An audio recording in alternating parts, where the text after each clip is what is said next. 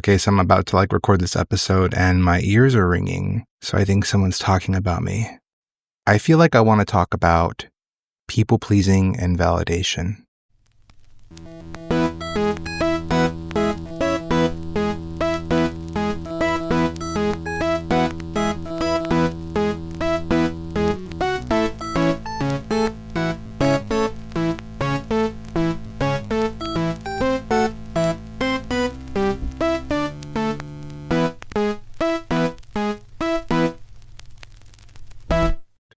I noticed a trend lately that in previous podcast episodes that I tend to speak really quickly, and I feel like I think a lot more of what I'm feeling than I say out loud, so I need to work on that. But right now, I'm noticing a trend with people pleasing, and I don't like it.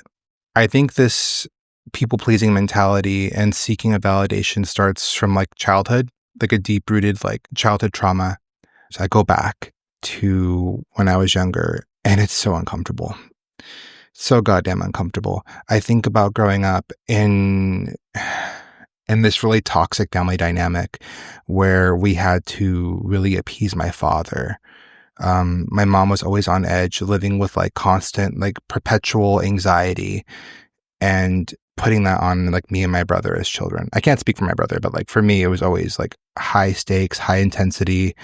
We have to appease this man and we have to earn his, I don't even know how to say it. We have to make sure that he's stable, that he's chill, because when he's chill, things are good.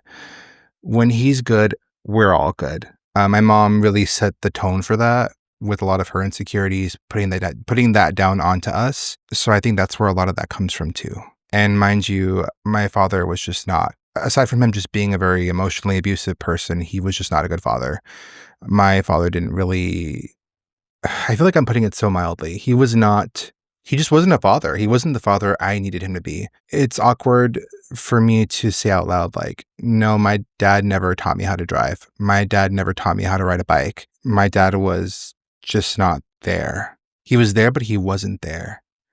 And sure, I can give him credit for being a good provider, but he wasn't there where I needed him to be. And I think, at least for me too, aside from my mom putting that pressure of trying to appease him, I think there's also a part of me that just wants my father to be a father. That wants my father to be a father. I noticed that the people-pleasing mentality and this validation and seeking something from my dad, and I can't even tell you what that is, pinpoint what I'm trying to look for my dad. As of right now, I've chosen to not go contact with my father. We haven't spoken. We haven't spoken in probably over a year, but we haven't had a real conversation in 3 years probably. And in my mid to late 20s, when I was living at home with my family and with my father, the dynamic was really unhealthy. And even at that age, it's embarrassing to say that I was still trying to seek the validation from my dad to please him, to do things for him in hopes that maybe he'll give me something. And I couldn't even tell you what that something is. I know that I want him to be a better father. I wanted him to be a better father.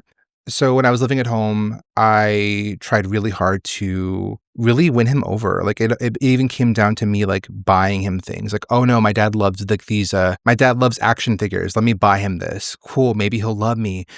Oh, wait, my dad needs a new phone. Let me add him to my phone plan. Cool, I'll pay for his phone moving forward. I'll take care of that. Oh yeah, during the pandemic, let me make sure my dad has his COVID vaccine because he really fucking needs it. Let me make the appointments. Let me do it. Let me buy the groceries, buy him whatever he loves, knowing what he likes. Let me do X, Y, and Z in hopes that maybe he'll notice and have appreciation and give me bread. It's sad hoping at least for breadcrumbs, hoping for something, and then never getting it. It's also embarrassing to say now, too, that I was paying for my father's phone until about a month ago. And I'm so glad that I made that decision. I should have made it way sooner, but I mean, better late than never. And even during this time that I've gone no contact with him, I still kind of wished that he would have appreciated it or reached out or done something. I will gladly speak to him if I need to. And I think at some point in my life, I will have to talk to him if it ever comes down to financials or something happening.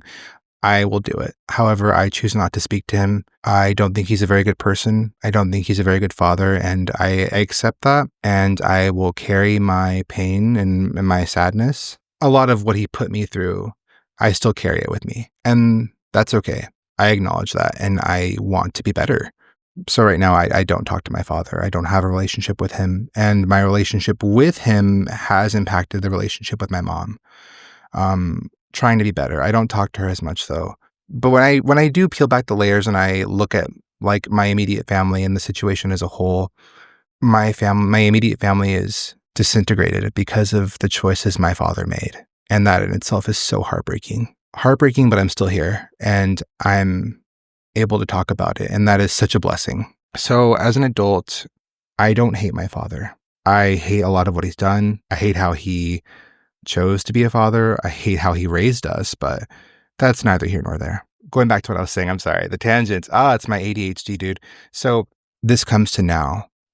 I notice that I seek the validation from people who I know don't deserve it, or I seek validation from almost strangers. This need to want to be accepted and to be liked, and giving more than I have to offer in hopes that they will choose me because I want to be picked. I have this desire to want to be chosen. I want to be wanted in more ways than one. Why do I want to be wanted by people that don't give a fuck about me? Why do I care so intensely? Why do I want to feel chosen? I have this desire to feel valuable and feel worthy to people, that I will give more than I have to offer of myself. I will put myself in uncomfortable situations and put myself out, whether it's emotionally, financially, in all facets, to make other people happy, in hopes that maybe they will like me or see me or want to be my friend, want to love me, want to be there for me in some way or another. And that feels really embarrassing to say. It's really gross, but I have that tendency. It's the same tendency I had with my father. I put myself in these positions. Maybe if I buy this for you, maybe if I do this for you and I give you all of this and I put myself in this position, maybe you will like me. Maybe you will finally be what I need someone to be for me.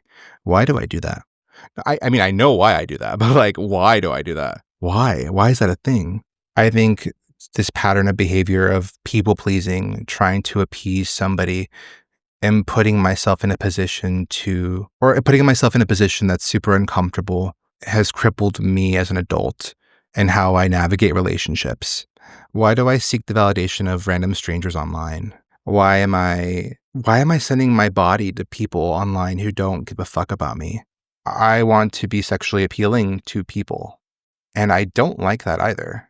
Why am I exposing myself in emotional and vulnerable ways to people who don't give a fuck? Why do I want to feel so wanted and validated? I keep saying why.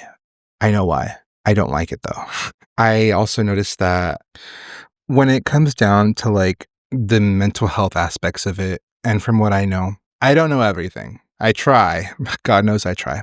But I think it's maybe the ADHD part of my brain that seeks stimulation, that seeks the familiarity. It's kind of like, that one person that's always going back to their toxic ex and who's fully aware of the red flags, the toxicity. It's almost an addiction. I feel like something similar is happening with me here. My brain seeks to be stimulated, and in a fucked up way that comes from just wanting to be wanted. It's familiar. My brain knows it's familiar with that thought. Your brain will always go to what's familiar, My brain goes to something stimulating to seek dopamines. And because that's something I've dealt with my entire fucking life, my brain goes there. So I think it's a mixture of that and then just trauma and shit. But I know deep down, I feel like I crave the chase. I crave the seeking of wanting to feel wanted. I feel like I've learned to perform and to earn affection. It's kind of like I'm auditioning for some shit. I'm auditioning for your love. Give me your love and affection, please.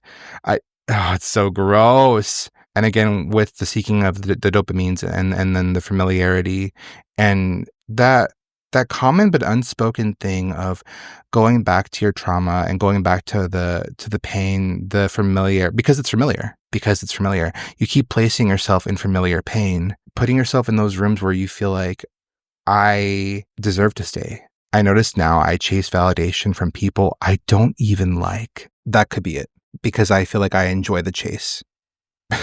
Actually, no, that's not true. I don't enjoy it. It's fucking terrible. But my brain must enjoy it. The stimulation, oh, let me go talk to these guys and see if they want to fuck me. Like if they want me, like, oh, let's try to build relationships with people and see if we mesh. But and putting effort when I'm like, no, no, I really need to be present. I need to be here. I'm so exhausted. I'm exhausted about caring what strangers think about me. I'm exhausted with wanting to be wanted by people, by wanting people to be my friend. I'm tired of like, oh, let me draw you. Let me give you some drawings. Let me give you some free things. Let me buy this for you. Uh let me put myself out to let me meet you all the way and not us meet halfway. I'm exhausted by that. I'm exhausted by waiting for your reply.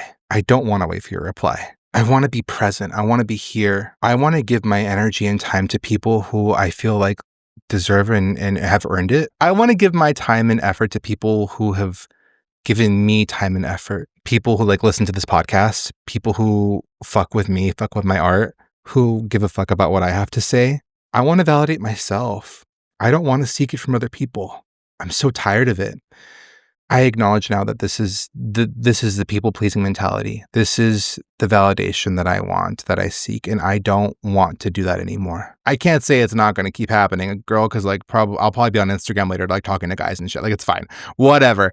But we're here. I'm aware. I'm so fucking tired of it. I want to give my energy to people that love and respect me, and vice versa. And if you are on the same boat, if you notice the same mentality, if you notice the same all of this, you're not alone. I think we should remember that we're all nuanced and fucked up human beings and we all feel all these things. I just don't think it's talked about enough. Let's be kinder to ourselves. I want to be kinder to myself. I want to spoil myself with validation. I want to spoil validation and my time and my love for people who deserve it. And that's what you missed on Glee.